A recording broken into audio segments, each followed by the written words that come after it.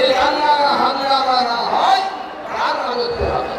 তাই আমাদের এক বিজেপি কর্মী আমাকে একটা কবিতা লিখে দিয়েছে, চাল লাইনে, আমি আপনাকে কিছু শোনাতে চাই। রাজ্যের আকাশ ঘিরে মেঘ করেছে, রাজ্যের আকাশ ঘিরে মেঘ করেছে, উন্নয়ন কাছে চলে। রাজ্যের আকাশ ঘিরে মেঘ করেছে, উন্নয়ন কাছে চলে। হুকু গেল আইন ভাঙতে, ভাই লাগার চলে। হুকু গেল আইন ভাঙতে, ভাই লাগার চলে। হুকু গেছে তো? হুকু কি ফিরে যাচ্ছে এক প্যাকেট কালো জলে, এক প্যাকেট কালো জলে, দেখাচ্ছেন তো?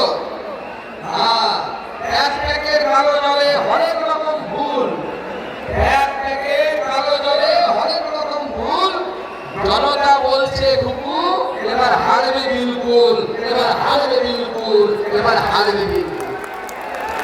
ভারতীয় জনতা পার্টি ভাবছে আমাদের এই নির্বাচনকে, আমাদের মনে রাখতে হবে ভারতীয় জনতা পার্টির কর্মী যারা আছি, আমি আপনাদের সাথে একজন কর্মী মনে করি।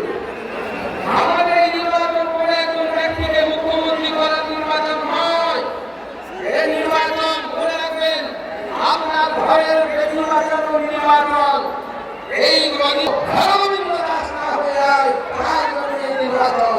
এই নির্বাচন আমাদের মাটি মাটি অর্থাৎ বাড়ি আর বেটি মেয়ে বাঁচার নির্বাচন।